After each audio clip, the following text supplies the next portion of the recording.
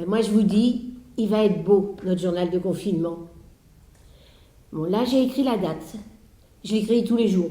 Le 15 avril 2020. Et là, c'est quelques journaux du début d'avril. Bon, là, je suis toute seule, hein. Mais en fait, tout le monde s'y est mis. Tenez, Françoise, chaque jour, elle fait une illustration. Elle peint ou elle dessine tout ce qu'elle voit autour d'elle dans sa maison. Bon, hier, c'était ses pantoufles. Et puis, il y a aussi un vase de fleurs. Elle suit son évolution. On le voit se faner petit à petit. Un peu comme nous, quoi. Bon. Aujourd'hui, qu'est-ce que je vais découper pour mon article? Dans Télérama, il y a une interview d'Ariane Mouchkine. Vous la connaissez, Ariane Mouchkine? C'est la cartoucherie, les beaux spectacles, 1789, le Tartuffe, les Shakespeare. Eh bien, on a à peu près le même âge. Et j'ai presque toujours été d'accord avec elle. Ça va faire tout de même dans les 60 ans. Hein. Et bien là, elle parle dans l'interview, elle parle des gens âgés.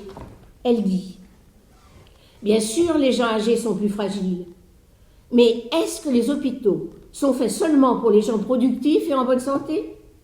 C'est pas notre faute si les hôpitaux sont dans l'état où ils sont. On dirait que dans la France de 2020, on devrait travailler jusqu'à 65 ans et une fois cet âge révolu, nous n'aurions simplement plus le droit d'aller à l'hôpital pour ne pas encombrer les couloirs. Encombrer, c'est leur terme. Ah oui. Et puis, il y a un passage où elle parle des EHPAD. Toutes les belles initiatives qu'il y a eu dans les EHPAD. Tenez, à Beauvais. À Beauvais, les soignantes ont décidé de se confiner avec les résidentes.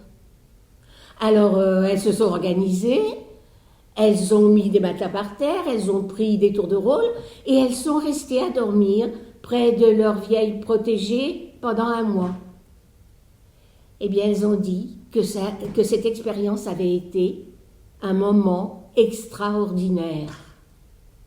Et personne n'est mort. Hein. Et puis, arrive un inspecteur du travail qui trouve que des matelas par terre, ben, ça ne se fait pas, que ce n'est pas digne de travailleurs. Et alors, eh ben, il ordonne l'arrêt de l'expérience. Bon, je devine ce que vous allez me dire. Hein. C'est vrai qu'en principe, c'est peut-être pas tout à fait la place de travailleur. Ben oui, en principe. Mais c'est comme tout. C'est comme pour les médicaments, comme pour les soins. Quand il y a un état d'urgence, eh ben, on répond à l'urgence. On ne répond pas au principe. Bon, je vois encore ce que vous allez me dire. Bon, enfin, tout de même, en France, c'est pas comme en Chine, hein, c'est pas la même chose. Tenez, à Hawaï, pendant le confinement, il paraît qu'ils soudaient les portes des gens pour les empêcher de sortir. Bon d'accord, mais c'est pas la même chose. Mais il faut regarder les choses de près. C'est encore Ariane qui raconte une histoire. C'est une légende asiatique. C'est la légende de la grenouille. Peut-être vous la connaissez.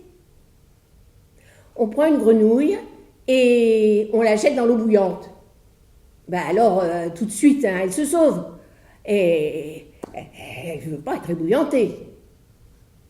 Mais si on prend la grenouille et on la plonge dans l'eau froide, et puis tout doucement, on chauffe l'eau, ben la grenouille elle reste là, hein, elle se rend compte de rien, elle est contente, elle prend son bain.